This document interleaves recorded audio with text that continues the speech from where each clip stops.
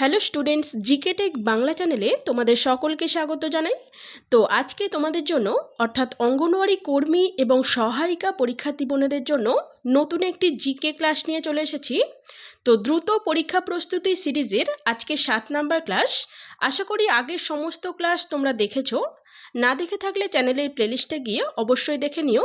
সেখানে প্রচুর প্রশ্ন তোমরা পেয়ে যাবে।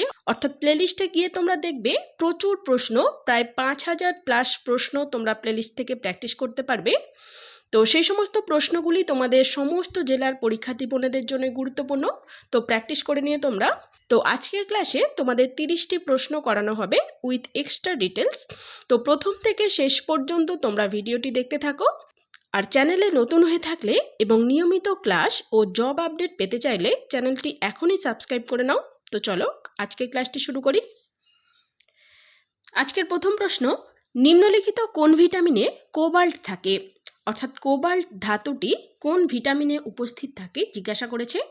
তো এই প্রশ্নটি তোমাদের এর আগে করানো হয়েছিল। তো উত্তর করো তোমরা। ভেরি ইম্পর্টেন্ট প্রশ্ন এটি, মনে রাখবে।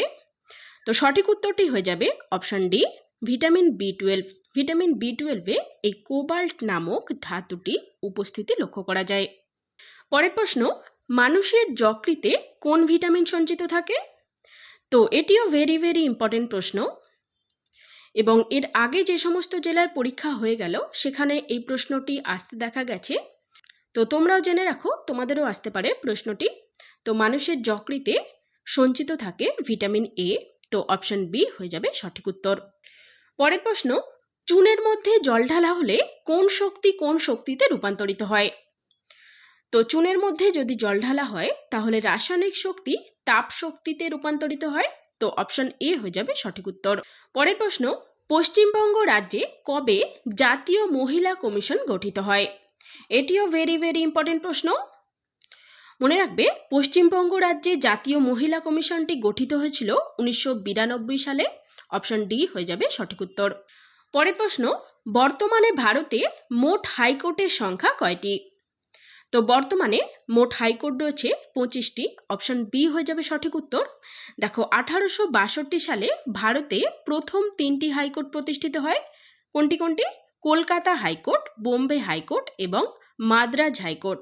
এবং চতুর্থ হাইকোর্টটি এলাহাবাদে প্রতিষ্ঠিত হয়েছিল। অর্থাৎ এলাহাবাদ হাইকোর্ট প্রতিষ্ঠিত হয়েছিল, এটি চতুর্থ হাইকোর্ট হিসাবে প্রতিষ্ঠিত হয় 1966 সালে। পরের প্রশ্ন, কানপুরে সিপাহী বিদ্রোহের নেতা কে ছিলেন? তো সঠিক উত্তর অপশন সি, নানা সাহেব ছিলেন কানপুরে সিপাহী বিদ্রোহের নেতা। এক্সট্রা ডিটেলস দেখো, নানা সাহেব ছিলেন মারাঠা সাম্রাজ্যের 14তম পেশোয়া। নানা সাহেবের আসল নাম ধন্ডোপান্ত। নানা সাহেবের সেনাপতি ছিলেন তাঁতিয়া টোপি এবং তাঁতিয়া টোপি গোয়ালিয়রে নেতৃত্ব দিয়েছিলেন। পরের প্রশ্ন, কোন টিকা জাপানি এনকেফেলাইটিস থেকে রক্ষা করে? জেই টিকা, জেপি টিকা, পিপি টিকা নাকি এমআর টিকা? তো সঠিক উত্তর অপশন এ, জেই টিকা। এটি জাপানি এনকেফেলাইটিস নামক রোগ থেকে রক্ষা করে। পরের প্রশ্ন, জলদাপাড়া অভয়ারণ্য কোথায় অবস্থিত?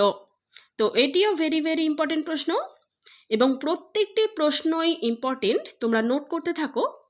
দেখো, জলদাপাড়া অভয়ারণ্য এটি অবস্থিত জলপাইগুড়ি জেলায়, পশ্চিমবঙ্গের জলপাইগুড়ি জেলায় এটি অবস্থিত। তো অপশন এ সঠিক উত্তর। পরের প্রশ্ন, নিম্নলিখিত কোনটি দক্ষিণ ভারতের সর্বোচ্চ শৃঙ্গ? তো দক্ষিণ ভারতের সর্বোচ্চ শৃঙ্গ হলো আনাইমুদি। অপশন ডি সঠিক উত্তর।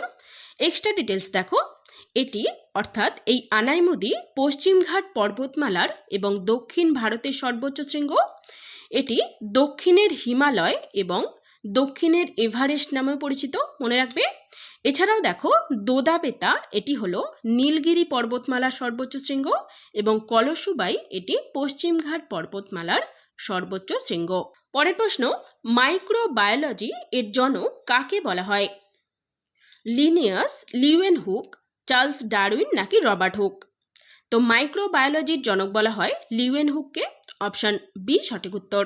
মনে রাখবে, এই লিউয়েনহুক ব্যাকটেরিয়া আবিষ্কারের জন্য পরিচিত। পরের প্রশ্ন, একজন দন্ত চিকিৎসক কি ধরনের দর্পণ ব্যবহার করেন? সঠিক উত্তর অপশন বি, অবতল দর্পণ। এছাড়াও মনে রেখো, টর্চ, সোলার কুকার, যানবাহনের হেডলাইটে অবতল দর্পণ ব্যবহৃত হয়? পরের প্রশ্ন, দিন ই ইলাহি এর সূচনা করেন কে? খুবই সহজ প্রশ্ন, উত্তর করো তোমরা। ভিডিও সেশনটি তোমাদের যদি ভালো লাগে একটি লাইক করে দাও এবং বন্ধুদের কাছে শেয়ার করে দাও চটপট। দেখো, দিন ই ইলাহি এর সূচনা করেছিলেন সম্রাট আকবর, মুঘল সম্রাট আকবর। অপশন এ সঠিক উত্তর। পরের প্রশ্ন, কফি চাষের জন্য কোন ধরনের মাটির প্রয়োজন হয়? কৃষ্ণ মৃত্তিকা, পলি মৃত্তিকা, ক্ষারীয় মৃত্তিকা নাকি লৌহ প্রধান মৃত্তিকা? তো কফি চাষের জন্য প্রয়োজন হয় লৌহ প্রধান মৃত্তিকা। অপশন ডি সঠিক উত্তর। তো এখন বলো, তুলা চাষের জন্য কোন ধরনের মাটির প্রয়োজন হয়? তুলা চাষের জন্য কোন ধরনের মাটির প্রয়োজন হয়? মনে রাখবে, তুলা চাষের জন্য প্রয়োজন হয় কৃষ্ণ মৃত্তিকা। পরের প্রশ্ন, পশ্চিমবঙ্গের সংকীর্ণতম অঞ্চল বা চিকেন নেক কোথায় রয়েছে? তো আমরা নাম শুনেছি চিকেন নেক, তো কোন অঞ্চলটিকে বলা হয় চিকেন নেক? তো সঠিক উত্তরটি হয়ে যাবে উত্তর দিনাজপুর জেলার চোপড়া, এখানে রয়েছে চিকেন নেক অর্থাৎ সংকীর্ণতম অঞ্চলটি। অপশন এ সঠিক উত্তর। পরের প্রশ্ন, নিম্নলিখিত কোনটি প্রোটিনের সবচেয়ে ভালো উৎস? প্রোটিনজাত খাদ্য কোনটি? সঠিক উত্তর অপশন বি, মাছ। এটি হলো প্রোটিনের সবচেয়ে ভালো উৎস। পরের প্রশ্ন দেখো, কোন শহরকে ভারতের বিজ্ঞান নগরী বলা হয়? বিজ্ঞান নগরী বলা হয় ব্যাঙ্গালোরকে। অপশন সি সঠিক উত্তর।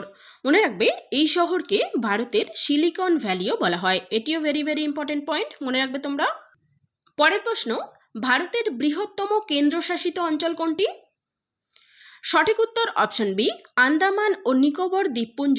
এটি হলো ভারতের বৃহত্তম কেন্দ্রশাসিত অঞ্চল।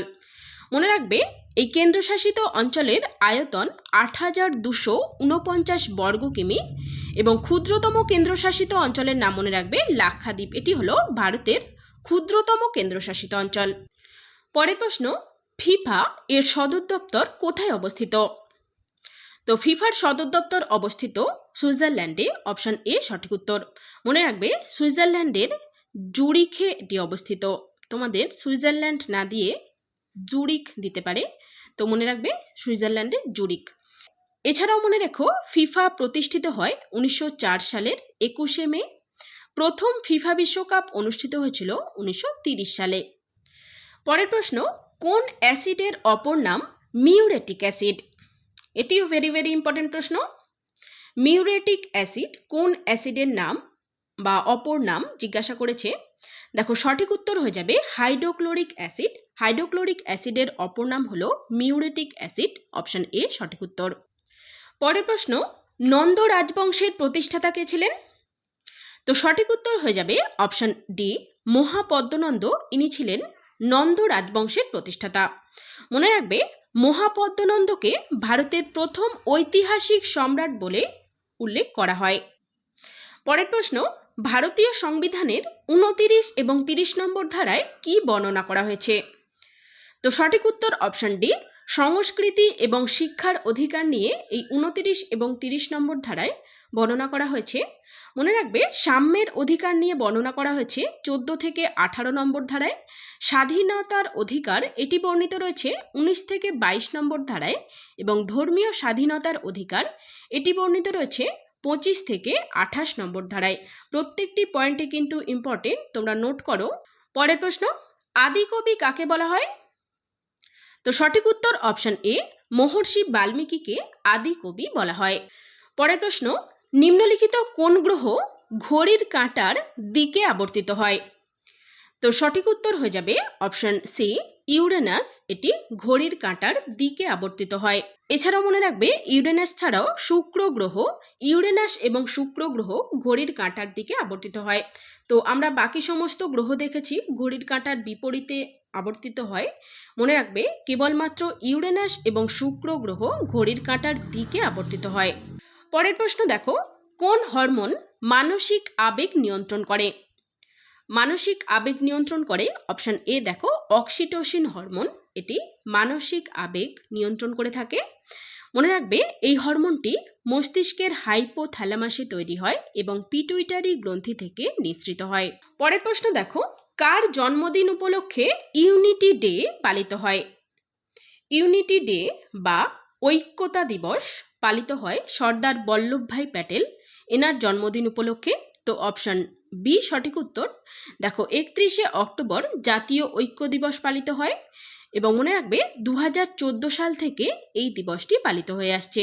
পরের প্রশ্ন, ভারতের কোনো রাজ্যের রাজ্যপাল হতে গেলে ন্যূনতম কত বয়সের প্রয়োজন হয়? তো কোনো রাজ্যের রাজ্যপাল হতে গেলে সেই পদপ্রার্থীকে অবশ্যই 35 বছর বয়সী হতেই হবে। তো অপশন সি সঠিক উত্তর। এছাড়াও দেখো কোনো রাজ্যের মুখ্যমন্ত্রী হতে গেলে মুখ্যমন্ত্রীকে অবশ্যই 25 বছর বয়সী হতে হবে। প্রধানমন্ত্রী পদপ্রার্থীর জন্য ন্যূনতম বয়স 25 বছর এবং রাষ্ট্রপতি পদপ্রার্থীর জন্য ন্যূনতম বয়স 35 বছর। পরের প্রশ্ন, সুপ্রিম কোর্টের বিচারপতির অবসরকালীন বয়স কত? তো সুপ্রিম কোর্টের বিচারপতির অবসরকালীন বয়স হলো 65 বছর, অপশন সি সঠিক উত্তর। এছাড়াও মনে রেখো ইনি অর্থাৎ এই সুপ্রিম কোর্টের প্রধান বিচারপতি রাষ্ট্রপতি দ্বারা নিযুক্ত হন। পরের প্রশ্ন, এইচটিটিপি এর পুরো নাম কি?